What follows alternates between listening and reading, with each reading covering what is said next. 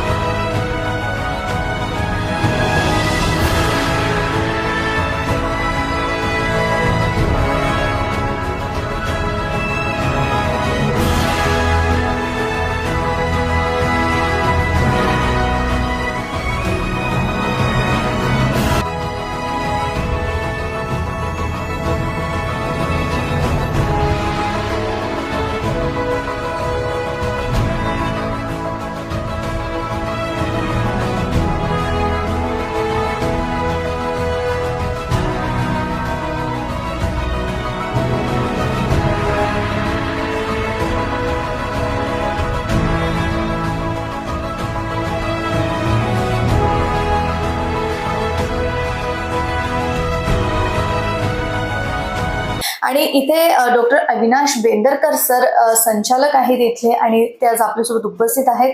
आपण मूळव्याध, भगंदर, फिशर या सगळ्या गोष्टींवरती चर्चा तर करणारच आहोत, पण विना रक्तस्राव इथे कशा प्रकारे शस्त्रक्रिया केली जाते तेही आज आपण जाणून घेणार आहोत.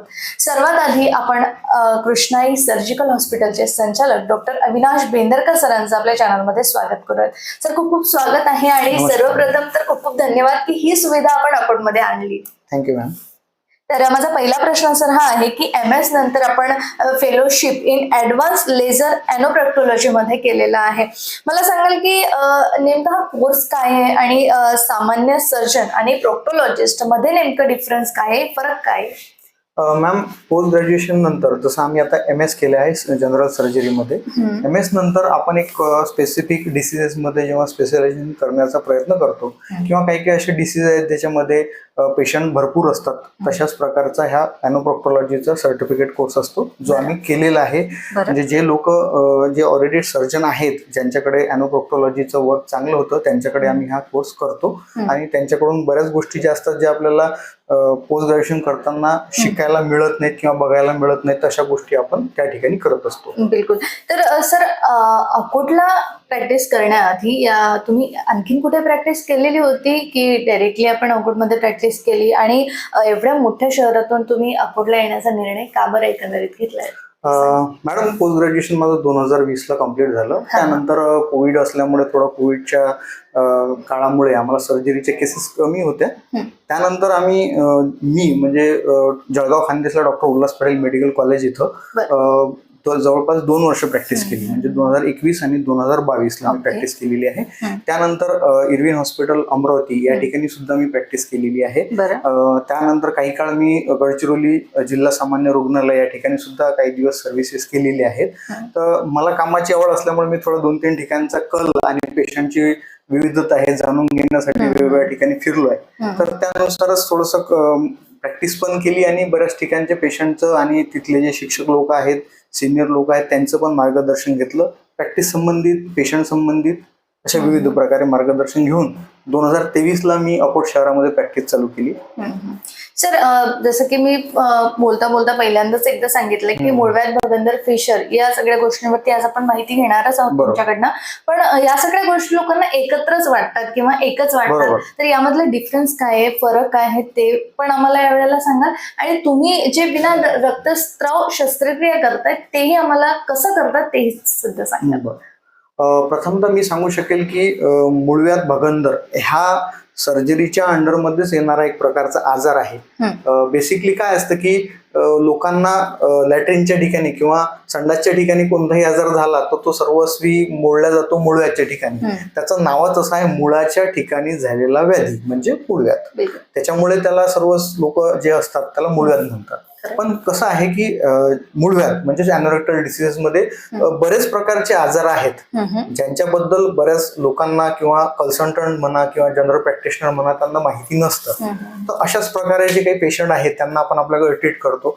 बेसिकली मूळव्याधमध्ये म्हणजे अॅनोरेक्टल डिसीज मध्ये आपण जर बघायला गेलं तर बेसिकली 3 प्रकारचे आजार असतात आणि एक चौथा प्रकार म्हणू शकतो ज्याला आपण ऍब्सेस म्हणतो किंवा पुई संचेती म्हणतो.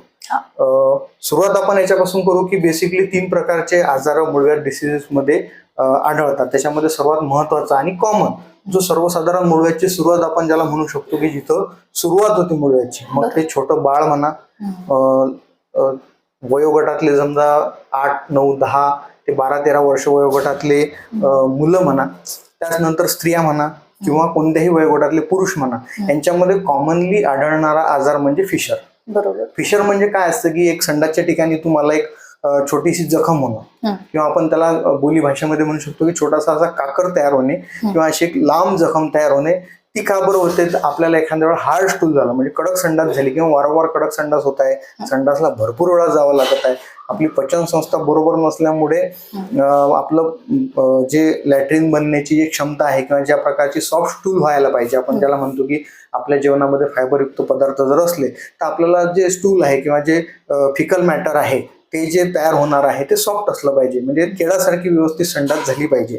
काही कारणामुळे पाण्याची कमतरता किंवा आपल्या ज्या दैनंदिन जीवनामध्ये ज्या डाएट फॉलो केल्या जातात त्यामध्ये पाण्याची कमतरता किंवा फायबरयुक्त पदार्थांची कमतरता भासल्यामुळे संडास कडक होते. अशामुळे संडास घासून जाते, त्याच्यामुळे त्या ठिकाणी जखमा पडतात.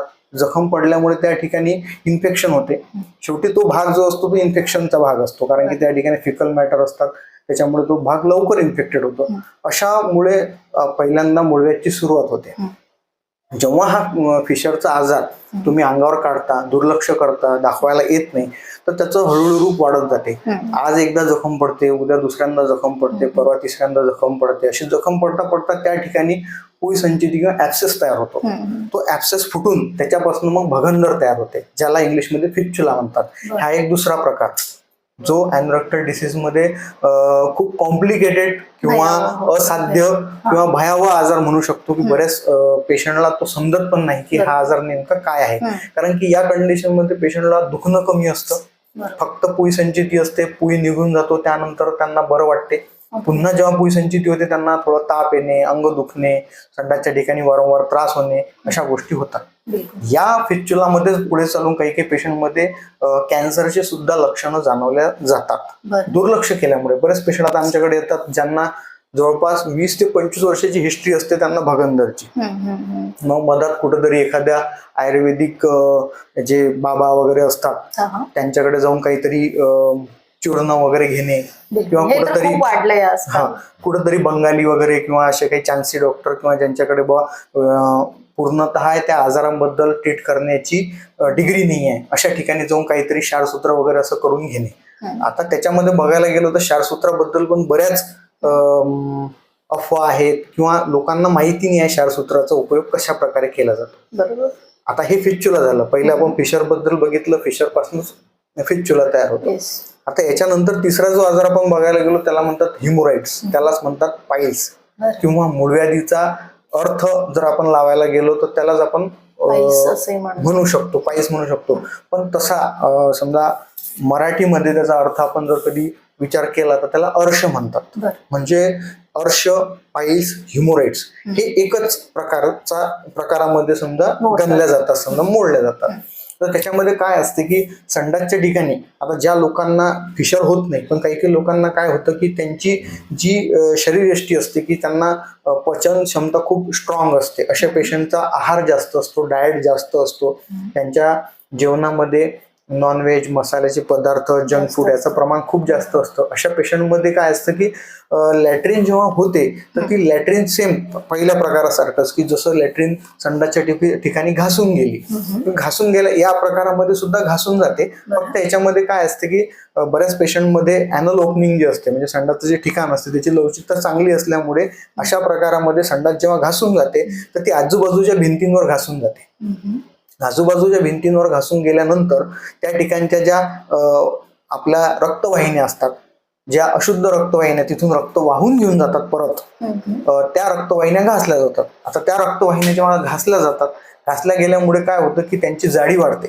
जसं बऱ्याच पेशंटला तुम्ही बघितलं असेल की त्यांच्या पायावर व्हेन्सची जी जाडी आहे ती वाढून जाते, ज्याला आपण व्हेरिकोज व्हेन म्हणतो. ठीक आहे, तशाच प्रकारे व्हेरिकोसिटी तुमच्या ॲनल रिजनच्या ठिकाणी असलेल्या व्हेन्स मध्ये येते. त्याच्यामुळे काय होते की त्याचे मोठे रॉड्स सारखे पाईल्स मास तयार होतात, म्हणून त्याला हिमोरॉइड्स असं म्हटलं जाते. बेसिकली याच्यामध्ये 4 प्रकारचे ग्रेडेशन केल्या जातात, ज्याच्यामध्ये first grade, second grade, third grade आणि फोर्थ ग्रेड. फर्स्ट ग्रेड मध्ये जनरली सिम्पटम तेवढे जाणवत नाही. फर्स्ट आणि सेकंड ही अशी ग्रेडेशन आहे की ज्याच्यामध्ये खूप कमी प्रमाणात पेशंटला माहिती पडते किंवा त्यांना ते लक्षण जाणवतात. जनरली आमच्याकडे जेव्हा पेशंट येतात ऑलरेडी तो पेशंट थर्ड ग्रेड मध्ये किंवा फोर्थ ग्रेड मध्ये गेलेला असतो. त्याच्यामध्ये त्याला सुरुवातीला ब्लिडिंग होते. ब्लिडिंग झाल्यानंतर जेव्हा त्याचे पाईल्स मास बाहेर येतात, पाईल्स मास बाहेर आल्यानंतर जेव्हा त्यांना ते स्वतः लोटावं लागतात बोटाने, त्याच्यामुळे त्यांना ते असं भीतीदायक वाटतं की हे नेमकं काय आहे. तेव्हा ते आपल्याकडे येतात, आपण नंतर डायग्नोसिस करतो की यांना हिमोरॉइड झालेला आहे. आणि अशा पेशंटमध्ये आपण ऑपरेशन शिवाय दुसरा पर्याय राहत नाही. तेच जर हिमोरॉइडचे पेशंट जर लवकर आले गेले, त्यांच्यामध्ये जर कधी लवकर त्यांना लक्षात आलं की आपल्याला हिमोरॉइड्स आहेत, अशा पेशंटमध्ये आपण लवकरात लवकर ट्रीटमेंट चालू करून कन्झर्वेटिव्ह म्हणजे मेडिसिन किंवा गोळ्यांमार्फतच आपण त्यांचे हिमोरॉइड बऱ्यापैकी कमी करू शकतो. बिलकुल, जसं सर तुम्ही आता सांगितलेलं आहे की एकदम थर्ड स्टेजला पेशंट तुमच्याकडे येतो, जेव्हा जास्त लक्षणं आढळतात तेव्हाच पेशंट डॉक्टरकडे येतो आणि मग ऑपरेशन शिवाय पर्याय राहत नाही. जसे तुम्ही 4 स्टेजेस सांगितलेले, 4 स्टेज तुम्ही वेगवेगळे सांगितलेले आहे, तर यापैकी कुठल्या स्टेजला ऑपरेशन करण्याची गरज असते असं लोकांना समजावं, किंवा मग तुम्ही हे डिसिजन कसं घेता, तुम्हाला कसं कळतं की आता आपण हे ऑपरेशन यांच्यासाठी आवश्यक आहे, किंवा ऑपरेशनचे पण वेगवेगळे प्रकार आहेत, तर मग ते डिसिजन तुम्ही कसं घेता? आता बेसिकली मॅम कसं आहे की लोकांमध्ये समजा एखाद्या पेशंटनं दुसऱ्या पेशंटसोबत डिस्कस केल्यानंतर त्याची अशी मानसिकता राहते की या पेशंटला गोळ्याच दिल्या, त्याचा आजार बरा झाला, मला डॉक्टरांनी ऑपरेशन सांगितलं. आता त्याच्यामध्ये बेसिकली कसं असते की मुळव्याधचा आजार जो असा आहे की हा एक पेशंट दुसऱ्या पेशंटला दाखवू शकत नाही. त्याच्यामुळे बऱ्याच पेशंटमध्ये गैरसमज आहेत. जसे फिशरचे पेशंट इनिशियल स्टेजमध्ये आमच्याकडे जे येतात, आता अॅनोरेक्टल डिसीजेस बद्दल लोकांचं अवेअरनेस बऱ्यापैकी वाढत आहे. त्यांना त्याबद्दल हेजिटेशन राहिलेलं नाही आहे, की न्यूनगंड नाही आहे कोणता किंवा मला मुळव्याधचा आजार लोक मला हसतील, आता त्या प्रकारे राहिलेलं नाही आहे. तर बरेच लोक आम्हाला दाखवायला येतात, त्याच्यामध्ये आम्ही डायग्नोज करतो. बेसिकली इनिशियल स्टेजमध्ये गोळ्यांनी, औषधांनी व काही पथ्यांनी पथ्यपाणी करून त्यांना थोडंसं गायडन्स करून की तुम्हाला जेवण काय करायचं आहे, काय नाही करायचं आहे, कोणत्या गोष्टी तुमच्या चुकत आहेत, ह्या गोष्टींचा त्यांना गायडन्स करून आपण त्यांचा जो मुळव्याधीचा आजार आहे तो इनिशियल स्टेजमध्ये बसू शकतो. आमच्याकडे बरेच पेशंट येतात, म्हणजे जर आपण विचार केला तर 10 पैकी जवळपास 7 ते 8 पेशंटला आम्ही मेडिसिनच देतो. मेडिसिन देऊन फार कमी पेशंटला, म्हणजे जे 2 ते 3% मध्ये जे पेशंट असतात त्या पेशंटमध्येच आपल्याला या गोष्टीची गरज पडते. त्याच्यामध्ये सर्जरीची गरज पडते. आता सर्जरीची गरज कशी पडते तर त्याच्यामध्ये आपल्याला फिशर जे पेशंट जे असतात, त्या फिशरच्या पेशंटमध्ये जेव्हा संडासची जी ओपनिंग असते ती एवढी टाईट झालेली असते की त्याच्यामध्ये संडास पासच होत नाही. अशा पेशंटमध्ये काय होते की जेव्हा ते लॅट्रिनला जातात त्यावेळेस रक्तस्राव होणे, त्यांची संडास अपूर्ण होणे, त्याच्यामुळे काय होते की जेव्हा ते लॅट्रिनला जातात संडास घासून जाते आणि पुन्हा पुन्हा जखमा पडतात. जेव्हा पुन्हा पुन्हा अशा जखमा पडतात तर त्यांना त्रास होते, रक्तस्राव होणे, संडासच्या ठिकाणी दुखणे, अशा बऱ्याच गोष्टी होतात. त्याच्यामुळे ते संडासला जायला सुद्धा घाबरतात. काही काही पेशंटला तर अशी त्रास असते की त्यांना तिथं गॅसेस पास होताना सुद्धा त्यांच्या अंगावर काटे येतात की मला आता गॅसेस पास होताना सुद्धा त्रास होईल, हे पण राहते. मग अशा पेशंटचे आम्ही सिम्पटम बघून किंवा ज्यांना आम्ही पहिल्या स्टेज वेळेस गोळ्या दिल्या, दुसऱ्यांदा पण गोळ्या दिल्या, वारंवार अँटीबायोटिक दिल्याने सुद्धा तिथं एक जे ॲनल ओपनिंग असते ते हार्ड होते, त्याच्यामुळे तिथं त्रास होते पेशंटला. ठीक आहे, तर ह्या गोष्टी असतात की त्याच्यावर आम्ही डायग्नोज करतो की या पेशंटला ऑपरेशनची गरज आहे. तसंच हिमोरॉइडमध्ये जसं ग्रेड 3 आणि ग्रेड 4च्या पेशंटमध्ये बऱ्याच पेशंटमध्ये आम्ही इनिशियल स्टेजमध्ये रक्तस्राव असते तो कमी करून, किंवा असे आता हायपरटेन्सिव्ह पेशंट ज्यांच्यामध्ये रक्तपातळच्या गोळ्या चालू आहेत, बऱ्याच प्रमाणात गोळ्या चालू असतात, किंवा डायबिटीसचे पेशंट तर जसं तुम्ही आता 4 स्टेजेस सांगितलेले की कुठल्या स्टेजला किती वेदना होतात आणि त्याचं काय गंभीर रूपांतर वेगवेगळ्या आजारांमध्ये होत चालत जातं. तर याबद्दल तुम्ही दर्शकांना कसं पटवून सांगाल की कोणत्या स्टेजमध्ये ऑपरेशन करण्याची गरज भासते आणि ऑपरेशनचे देखील वेगवेगळे प्रकार आहेत, तर तुम्ही हे डिसिजन कसं घेता की या वेळेला हे ऑपरेशन करणं गरजेचं आहे? बरोबर. त्याच्यामध्ये विशेषतः काय असते मॅडम, की आपण जेव्हा फिशरच्या पेशंटला जेव्हा इनिशियल स्टेजमध्ये जेव्हा पेशंट आपल्याकडे येतात त्यांना आपण मेडिसिन देऊनच त्यांना आराम पडण्यासाठी प्रयत्न करतो.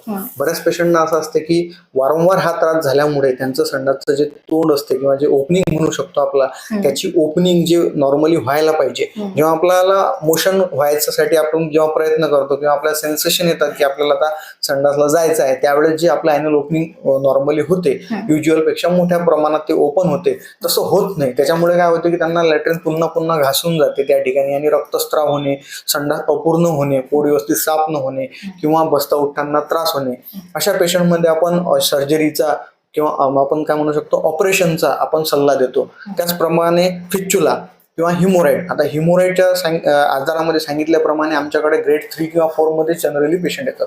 पण अशा पेशंटमध्ये की ज्यांना ऑलरेडी हायपरटेन्सिव्हचं मेडिसिन चालू आहे किंवा अँटीप्लेटलेट ड्रग जसे की रक्तपातळच्या गोळ्या वगैरे चालू आहे, अशा पेशंटमध्ये आता हिमोराईडचं प्रमाण बऱ्यापैकी प्रमाणात जाणवलेलं आहे. तशा पेशंटमध्ये आम्ही इनिशियल स्टेजमध्ये मेडिसिन देऊनच ते कमी करण्याचा प्रयत्न करतो. पण बऱ्याच पेशंटमध्ये त्याच्या मेडिकेशन दिल्यानंतर सुद्धा आराम पडत नाही किंवा रक्तस्राव थांबत नाही किंवा वारंवार रक्तस्राव होतो किंवा अशा पेशंट ज्यांचं हिमोग्लोबिनचं प्रमाण झपाट्याने कमी होतं, अशा पेशंटमध्ये आपण ऑपरेशनची सल्ला देतो त्यांना की तुम्ही ऑपरेशन करून घ्या आणि ऑपरेशन केल्यानंतर त्यांना चांगल्या प्रकारे रिलीफ मिळतो. जे पेशंट ऑपरेशनचे आहेत की ज्यांना खूप जास्त त्रास आहे, तर आमच्याकडे बरेच पेशंट येऊन स्वतःच म्हणतात की आम्हाला ऑपरेशन करायचं आहे, कारण की ते मेडिसिन घेऊन कंटाळले असतात आणि वेदना पण होतात. तर त्या हिशोबाने आम्ही डिसिजन घेतो आणि त्यानंतर मग आम्ही ठरवतो की कोणत्या प्रकारची सर्जरी करायची. आता सर्जरी बद्दल लोकांना भरपूर गैरसमज आहे. जसा मुळव्याधच्या आजाराबद्दल लोकांना गैरसमज आहे, तसाच सर्जरी बद्दल सुद्धा भरपूर गैरसमज आहे. जसं की आमच्याकडे तर लोक म्हणतात की आम्हाला क्षारसूत्र करायचं आहे, आम्हाला इंजेक्शन थेरपी करायची आहे, आम्हाला स्टेपलर थेरपी करायची आहे. तर विषय असा असतो की प्रत्येक सर्जरी हे प्रत्येक मुळव्याधच्या आजारामध्ये शक्य नाहीये. ठीक आहे. जसं कानाच्या आजारामध्ये आपल्याला कानाची सर्जरी करावं लागतं आणि मुखाच्या आजारामध्ये आपल्याला मुखाची सर्जरी करावं लागतं, तसं याच्यामध्ये सुद्धा आहे. फिशर फिच्युला झालं तर या ठिकाणी आपण स्टेपलर सर्जरी वापरू शकत नाही. ठीक आहे. त्यानंतर इंजेक्शन थेरपी त्या ठिकाणी वापरू शकत नाही. आता स्टेपलर सर्जरी झाली किंवा इंजेक्शन थेरपी झाली, ही पूर्णतः हिमोराईडच्या आजारामध्ये वापरल्या जाणारी चिकित्सा आहे किंवा ऑपरेशन पद्धती आहे, जी आपण फिशर किंवा फिच्युलामध्ये वापरू शकत नाही. त्याचप्रमाणे फिशरमध्ये जी आपण वापरतो लेझर ट्रीटमेंट किंवा स्पिंक्टेरेक्टॉमी किंवा फिशरेक्टॉमी, हे आपण फिच्युला किंवा हिमोराईडमध्ये वापरू शकत नाही. झालं. त्याचप्रमाणे क्षारसूत्र हे जे आपण फिच्युलामध्ये वापरतो, एक आयुर्वेदीय शास्त्रशुद्ध पद्धती आहे क्षारसूत्र, की ज्याच्यामुळे मध्ये ऑपरेशन न करता आपण फिच्युला जो असते, जो एक भगंदरचा रस्ता तयार झालेला असतो, त्याला कट करण्याचा प्रयत्न करतो. फक्त ती प्रोसेस लांब असते, एका दिवसात होणारी प्रोसेस नसते, महिना दीड महिना त्या प्रोसेसला लागतो. पण त्याच्यामध्ये अशा पेशंट जे कोमॉर्बिड पेशंट असतात, ज्यांना शस्त्रक्रिया शक्य नसते, ज्यांना ॲनेस्थेशिया शक्य नसतो, असे पेशंट की जे वयोवृद्ध आहेत, जास्त जखम जास्त प्रमाणातला रक्तस्राव ते सहन करू शकणार नाहीत, अशा पेशंटमध्ये आपण क्षारसूत्र करतो. क्षारसूत्र ही एक ऑपरेशनची पद्धत आहे जी जनरली भगंदर म्हणजे फिच्युलामध्ये आपण वापरतो. ती इतर आजारांमध्ये फिशर किंवा हिमोराईडमध्ये वापरल्या जात नाही. आता हिमोराईडमध्ये पण सुद्धा क्षार कर्म केल्या जाते. क्षार कर्म ही एक वेगळी पद्धत आहे, क्षारसूत्र ही वेगळी पद्धत आहे. बऱ्याच जे आयुर्वेदीय अॅनोरेक्टल डिसीज मध्ये चिकित्सा पद्धती सांगितलेली आहे, त्याच्यामध्ये फिशरमध्ये सुद्धा क्षार कर्म सांगितलेलं आहे, हिमोराईडमध्ये सुद्धा क्षार कर्म सांगितलेलं आहे. क्षारसूत्र आणि क्षार कर्म ही वेगवेगळी पद्धत आहे. त्याच्यामुळे बऱ्याच पेशंटची गफलत होते की आम्हाला हे शस्त्रक्रिया करायची आहे, तेच करायची आहे. त्याच्या माझं तरी एक मत आहे की कोणतीही शस्त्रक्रिया कोणत्याही प्रत्येक सगळ्या आजारासाठी एक राहू शकत नाही. प्रत्येक जो वैद्यकीय व्यवसाय करतो तो त्याच्या सत्सविवेक बुद्धी आणि आजारानुसार पेशंटला किंवा रुग्णाला कोणत्या प्रकारची ऑपरेशन पद्धती योग्य आहे ते ठरवून त्यानुसारच तो उपचार करतो किंवा करायला पाहिजे असं मी मानणार आहे.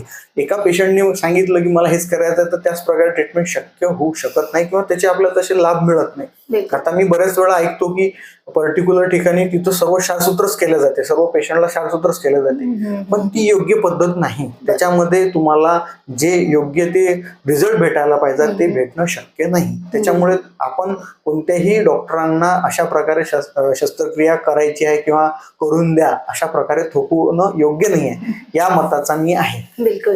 तर सरांचं म्हणणं आहे की आपल्याला जसं वाटतंय की आपण इकडून तिकडून जी माहिती घेतोय, सोशल मीडियाचा वापर आपण केला पाहिजे, पण ओव्हर सोशल मीडियाचा वापर सुद्धा आपण करायला नाही पाहिजे. आपण डॉक्टरांकडे जाऊनच आपल्या आजाराचं योग्य निदान करून घ्यायला पाहिजे आणि मूळव्याध, भगंदर, फिशर या आजारांवरती जी सर्जरी केल्या जाते ती सुद्धा डॉक्टरांच्या सल्ल्यानेच आपण करून घ्यायला पाहिजे. तर सर, बऱ्याच लोकांचा असा प्रश्न आहे की सर्जरी झाल्यानंतर सुद्धा वारंवार मूळव्याध होतो, तर मग हे होऊ नये यासाठी मग योग्य खबरदारी काही घ्यावी लागते का, किंवा काही पथ्य पाळावे लागतात का, पुन्हा पुन्हा होऊच नाही यासाठी काय दखल घ्यायची? ऑपरेशन नंतर बऱ्याच रुग्णांचे किंवा ऑपरेशनच्या आधी बऱ्याच रुग्णांचा हा प्रश्न असतो की डॉक्टर साहेब, आम्हाला ऑपरेशन नंतर आम्ही बघितलंय की बऱ्याच पेशंटला ऑपरेशन नंतर पुन्हा ऑपरेशनची गरज पडली किंवा त्यांना पुन्हा त्रास होत आहे. त्याच्यामध्ये मी सर्वात महत्वाचा मुद्दा सांगू शकेल मॅडम की जो मला जाणवला की बरेच लोक जे वैद्यकीय व्यवसाय करत नाहीत किंवा असे लोक की जे म्हणतात आम्ही मूळव्याधचा आजार बरा करतो किंवा मूळव्याधच्या आजारासंबंधित औषध देतो, अशा लोकांकडे जाऊन काहीतरी शस्त्रक्रिया करून घेतात.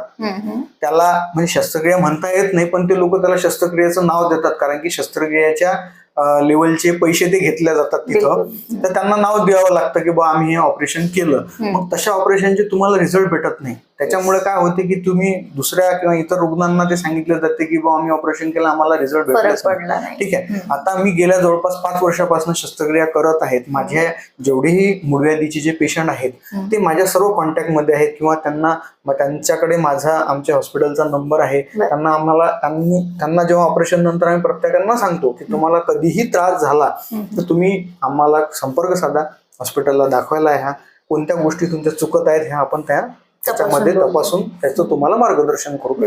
माझे आतापर्यंत दुसरे पेशंट पाठवतील पण ते त्यांना स्वतः कधी गरज पडली नाही. आता बऱ्याच रुग्णांमध्ये काय होते की योग्य ती ट्रीटमेंटच केल्या जात नाही. त्याच्यामुळे लोकांमध्ये ही संभ्रम आहे की बाबा ऑपरेशन केल्यानंतर पुन्हा ऑपरेशनची गरज पडते. तुम्ही जर ज्या कारणामुळे तुम्हाला मूळव्याधचा आजार झालेला आहे ते कारण जर तुम्ही दूर केले तर भविष्यात तुम्हाला त्या गोष्टीचा त्रासच होणार नाही. किंवा तुम्हाला इनिशियल स्टेजमध्ये त्रास झाला त्यानंतर आम्ही जो सल्ला दिला खाण्यापिण्याचा, राहण सहनचा, तो जर तुम्ही पाळला तर तुम्हाला भविष्यात कधीच शस्त्रक्रियेची गरज पडणार नाही. आणि ज्यांना शस्त्रक्रिया झालेली आहे त्यांना पुन्हा शस्त्रक्रियेची गरज पडणार नाही. त्याच्यामुळे आपण हे म्हणू शकतो की असं संभ्रम कोणीही ठेवू नये. बरोबर.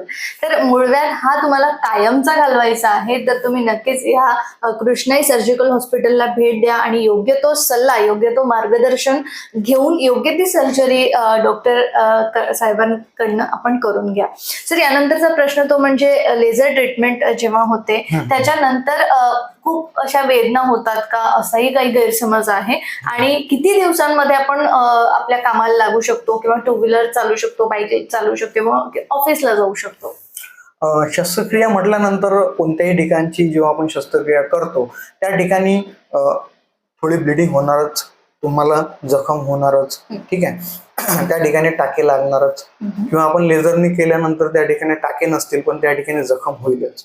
आता ज्या ठिकाणची आपण शस्त्रक्रिया करत आहे त्या ठिकाणी आपण कोणत्याही प्रकारची मलमपट्टी करू शकत नाही, त्या ठिकाणाला आराम देऊ शकत नाही. ऑलरेडी ते जे ठिकाण असतं तिथं घाण असते. त्याच्यामुळे तुम्हाला युज्युअल जखमीपेक्षा किंवा इतर आजारांमध्ये ज्या जखमा होतात त्याच्यापेक्षा या आजारामध्ये होणारी जखम जी आहे ही थोडा जास्त वेळ घेते सुकायसाठी. त्या वेळेमध्ये जे काही थोडासा त्रास होतो तो जखमीचा त्रास असतो. आधी जो तुम्हाला त्रास झालेला असतो त्या आजाराचा तो त्रास होत नाही. त्याच्यामुळे त्याबद्दल निश्चिंत असावी. साधारणतः 15 दिवस ते 1 महिना या दरम्यान मध्ये कोणत्याही प्रकारची मूळव्याधीची शस्त्रक्रिया केल्यानंतर तो आजार पूर्णतः बरा होऊन जातो. आमच्याकडे जे पेशंट असतात मॅक्सिमम 15 डेज मध्ये त्यांना आराम पडून जातो. त्यानंतर त्यांना शक्यतो कोणत्या गोष्टीची गरज पडत नाही. पण जे असे पेशंट आहेत जे कोमॉर्बिड पेशंट आहेत जसे हायपरटेन्सिव्ह पेशंट, ज्यांच्यामध्ये डायबेटिकची हिस्ट्री आहे, खूप क्रॉनिक डायबिटीज आहे, ज्यांच्या मुळव्याधीचा जो प्रकार आहे हा फेच्युला म्हणा किंवा ह्युमोराइड ग्रेड 4 मध्ये येतो, अशा पेशंटला फक्त रिकव्हरीसाठी जास्त वेळ लागतो, कारण की त्यांच्यामध्ये ऊन जो असतो थोडा जास्त असतो. आता माझं तरी हे मत आहे की ज्या व्यक्तीमध्ये शस्त्रक्रिया झालेली आहे त्याला हिलिंगसाठी वेळ लागणारच, आणि हिलिंगला वेळ लागत आहे म्हणजे त्याची शस्त्रक्रिया झालेली आहे असं म्हणू शकतो. आज शस्त्रक्रिया झाली आणि उद्या तुम्ही धावायला लागले असं कोणत्याही शस्त्रक्रियेमध्ये किंवा कोणत्याही वैद्यकीय चिकित्सेमध्ये होत नाही, किंवा तसं होत असेल म्हणजे शुद्धता तुमची फसवणूक झालेली आहे मी असं म्हणू शकतो. बर सर, जसं आता आपण बोलता बोलता म्हणालात की योग्य त्या आजारावरती त्याचं कारण नेमकं आपण शोधलं पाहिजे आणि त्या कारणावरती आपण काम केलं पाहिजे. बरोबर. हर्निया हा आजार वजन उचलल्याने होतो का? हर्निया का बरं होत असतो? ज्या प्रकारे आता माझ्या हॉस्पिटलमध्ये म्हणजे आमच्या हॉस्पिटल कृष्णा सर्जिकल हॉस्पिटल इथे आपण अॅनोरेक्टल डिसीज बद्दल चिकित्सा करतोच, ऑपरेशन पण करतो, पण जनरल सर्जरी सुद्धा आपल्याकडे केल्या जाते. त्याच्यामध्ये जे आजार येतात मेनली त्याच्यामध्ये हर्निया, अपेंडिक्स, हायड्रोसिल, त्यानंतर डायबेटिक वुंड, त्याप्रमाणे शरीरावर इतर गाठी, स्तनाचे आजार, कर्करोगाचे निदान, तसेच न भरणाऱ्या जखमा किंवा व्हेरिकोज वेन, व्हेरिकोसिल, त्याचप्रमाणे ऍसिड पेप्टिक डिसऑर्डर मध्ये जे अपचन, ऍसिडिटी वाढणे आणि बऱ्याच प्रकारचे जे आजार आहेत की ज्याच्यामध्ये सर्जरी किंवा ऑपरेशनची गरज पडते, अशा सर्वच शस्त्रक्रिया किंवा उपचार पद्धती आपण आपल्याकडे करतो. आता आमच्याकडे हर्नियाचे सुद्धा पेशंट असतात बऱ्याच. आता हर्निया जर विचार केला तर हर्निया हा वेगवेगळ्या ठिकाणी आणि वेगवेगळ्या प्रकारचा असतो. बेसिकली त्याच्यामध्ये आपल्याकडे सर्वात जास्त हर्निया हा इंग्वायनल हर्निया जो मेलमध्ये जाणवतो, जे पुरुष असतात पुरुषांमध्ये इंग्वायनल हर्नियाचं प्रमाण जास्त असते. त्यानंतर अंबिलिकल हर्निया. अंबिलिकल हर्निया म्हणजे काय की बेंबीच्या ठिकाणी तुम्हाला जो होणारा हर्निया असतो त्याला अंबिलिकल हर्निया म्हणतात. हा आजार जनरली स्त्रियांमध्ये, ज्या ओबेज स्त्रिया आहेत किंवा पोस्ट प्रेग्नन्सी तुम्हाला जो हर्निया होतो तो जनरली अंबिलिकल हर्निया असतो, तर त्या हर्नियाचे पण सुद्धा आपण आपल्याकडे ऑपरेशन करतो. तसे शरीरामध्ये वेगवेगळे जे ठिकाण सांगितलेले आहे त्या ठिकाणचे हर्निया होत असतात. बेसिकली हर्निया म्हणजे एक अशी टर्मिनॉलॉजी आहे की ज्याच्यामध्ये काय असतो की एखादा शरीरामधला एखादा भाग दुसऱ्या भागामध्ये जाऊन फसणे किंवा अडकणे त्याला हर्निया असे म्हणतात. त्या ठिकाणी आपण काय करतो की जो भाग त्या दुसऱ्या भागामध्ये सरकलेला आहे किंवा घुसलेला आहे त्याला परत त्या ठिकाणी पुश करून किंवा परत रिटर्न करून त्याला जिथून तो आतमध्ये गेला आहे त्या ठिकाणी व्यवस्थित टाके लावून त्या ठिकाणी आपण जाळी बसवतो. बऱ्याच हर्नियाच्या प्रकारामध्ये आपण जाळी बसवतो, पण काही हर्निया जे असतात की ज्याच्यामध्ये जाळी बसवायची गरज नसते, जसं न्यूनेटल हर्निया जे असतात किंवा कंजेनायटल हर्निया जे असतात किंवा जे पेडियाट्रिक हर्निया असतात किंवा ज्या लहान मुलांमध्ये जे हर्निया केल्या जातात त्यांच्यामध्ये शक्यतो जाळी बसवण्याची गरज पडत नाही. त्यांच्यामध्ये फक्त हर्निओटॉमी करून आपण ही शस्त्रक्रिया पूर्ण करतो किंवा त्यालाच हर्निओपेक्सी पण म्हणतात. बिलकुल सर, हायड्रोसेल बद्दल आता थोडंसं तुम्ही बोललात, तर हायड्रोसेल म्हणजे अंडाशयात जर पाणी झालं तर त्याच्यावरती उपचार पद्धती कशी आहे? आता बऱ्याच पेशंटमध्ये हर्निया आणि हायड्रोसेल याच्यामध्ये बराच कन्फ्युजन असतं. हर्निया म्हणजे सांगितल्याप्रमाणे की एक शरीराचा एखादा भाग दुसऱ्या शरीराच्या भागामध्ये जाऊन फसणे किंवा अटकणे त्याला हर्निया म्हणतात. हायड्रोसिल मध्ये काय असते, हायड्रोसिल हा फक्त तुम्हाला अंडाशयाच्या ठिकाणीच होतो. जनरली काय असते की हायड्रोसिल मध्ये तुम्हाला अंडाशयाच्या ठिकाणी एक ट्युनिका व्हॅजायनालिस नावाची एक लेअर असते जी अंडाशयाला कव्हर करते, त्याला एक कुशन सारखं सपोर्ट देत असते की ज्याच्यामुळे तुम्हाला शॉक ऍब्सॉर्बन म्हणून काम केलं जाईल. तशा ठिकाणी काहीतरी ट्रॉमॅटिक झाल्यामुळे किंवा जास्त त्या ठिकाणच्या अंडाशयाला काही मार लागल्यामुळे किंवा बरेच सर्कमस्टन्शियल कंडिशनमुळे त्या ठिकाणी पाणी जमा होते. बरं, ते मूत्रसदृश पाणी त्या ठिकाणी हळूहळू वाढत जाते.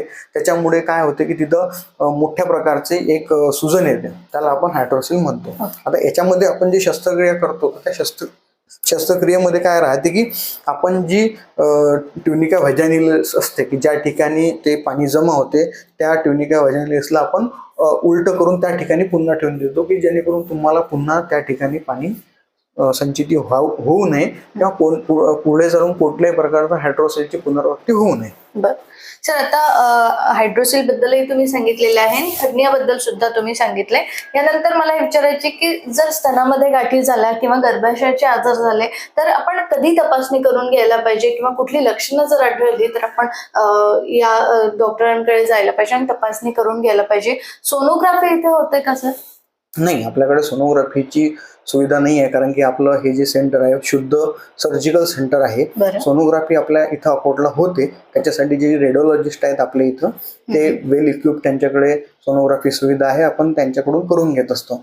आता स्तनांच्या आजाराबद्दल बऱ्याच लेडीजमध्ये भीती असते. बऱ्याच ज्या अनमॅरिड मुली असतात त्यांच्यामध्ये सुद्धा स्तनांच्या गाठी होतात. त्याचप्रमाणे ज्या पोस्ट लेबर नंतर म्हणा किंवा बाळंतपणानंतर ज्या स्तनाच्या ठिकाणी गाठी होतात ते पण पेशंट आपल्याकडे राहतात. तसेच मिनोपॉझल सिंड्रोममध्ये, म्हणजे जेव्हा मासिक पाळी धर्म जेव्हा बंद व्हायला सुरुवात होतो त्यावेळेस सुद्धा बऱ्याच स्तनांच्या ठिकाणी गाठी होतात. हे स्तनांच्या ठिकाणी होणाऱ्या आजारांमध्ये वयानुसार बऱ्याच स्टेजेस राहतात, त्यानुसार त्यांची ट्रीटमेंट केल्या जाते.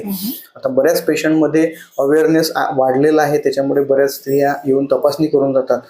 त्याच्यानंतर आपण त्यांची योग्य ती उपचार पद्धती निवडून किंवा त्यांना योग्य ती डायग्नोस्टिक पद्धती निवडून, जसं की सोनोग्राफी किंवा तिथं सुई टाकून तपासणी करणे, याचं योग्य ते निदान करून त्यानंतर आपण शस्त्रक्रिया करण्याचा त्यांना सल्ला देतो. त्याच्यामुळे बऱ्याच पेशंटमध्ये आपल्याला आपण योग्य निदान करून त्यांना प्री कॅन्सर स्टेजमधून आपण त्यांना बऱ्यापैकी मुक्ती केलेली आहे किंवा त्यांना निदान करून त्यांना योग्य ते उपचार केले आहे.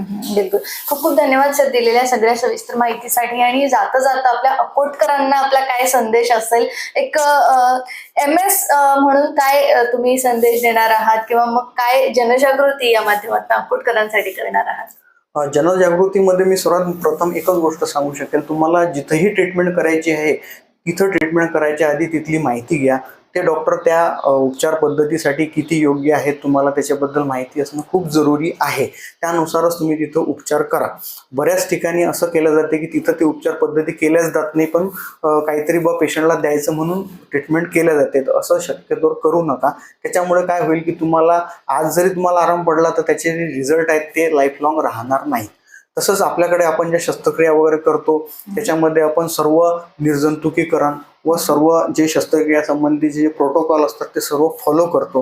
त्याच्यामध्ये कोणत्याही प्रकारे रुग्णांच्या जीवाशी किंवा जीविताशी खेळ होत नाही, याची मी म्हणजे ग्वाही देईल की आम्ही ज्या प्रकारे आतापर्यंत शस्त्रक्रिया केल्या आहेत तर आम्ही मिनिमल जंतू संसर्ग किंवा मिनिमल कोणत्याही प्रकारचा पेशंटला त्रास होणार नाही, त्याचप्रमाणे रक्तस्राव होणार नाही, त्याचप्रमाणे पेशंटला योग्य ते ट्रीटमेंट करून त्याचं पूर्णतः समाधान होईल या प्रकारे आम्ही उपचार पद्धती राबवण्याचा प्रयत्न करत आहेत. गेल्या 3 वर्षापासून आम्ही ज्या प्रकारे शस्त्रक्रिया करून आम्हाला रुग्णांकडून जे त्यांचे चांगले रिस्पॉन्स आम्हाला भेटलेले आहेत त्यावरून आम्ही एक सांगू शकतो की आम्ही जे आतापर्यंत सर्व्हिस दिली आहे त्याच्यामध्ये आम्ही बऱ्यापैकी समाधानी आहोत आणि आमचे रुग्ण सुद्धा समाधानी आहेत. बिलकुल. खूप खूप धन्यवाद सर. तर आपल्याला सुद्धा विना रक्तस्राव आणि विना वेदना आपल्याला हे सगळे उपचार मिळवायचे आहेत आणि शस्त्रक्रिया जरी करून घ्यायची असेल तर नक्कीच तुम्ही कृष्णाई सर्जिकल हॉस्पिटलशी भेट द्या. आणि डॉक्टर अविनाश बेंदरकर सर आपल्यासाठी इथे 24 तास उपलब्ध आहेत. तरी सुद्धा जर आपल्याला मूळव्याध, पगंदर, फिशर यासारख्या आजारांवरती लक्षणं जरी आढळून आली तर नक्कीच आपण सिव्हिल कोर्टच्या बाजूला पोपटखेड रोड अकोट येथे कृष्णाई सर्जिकल हॉस्पिटलला नक्कीच भेट द्यावी. सर खूप खूप धन्यवाद दिलेल्या सगळ्या सविस्तर माहितीसाठी. तर आपला आजार जो आहे तो आपण लपवू नका, वेळेत या आणि विना वेदना इथून बरे होऊन जा. तुर्तास मी नेहा तुम्हा सर्वांची इथेच रजा घेते. बघत रहा गजर महाराष्ट्राचा.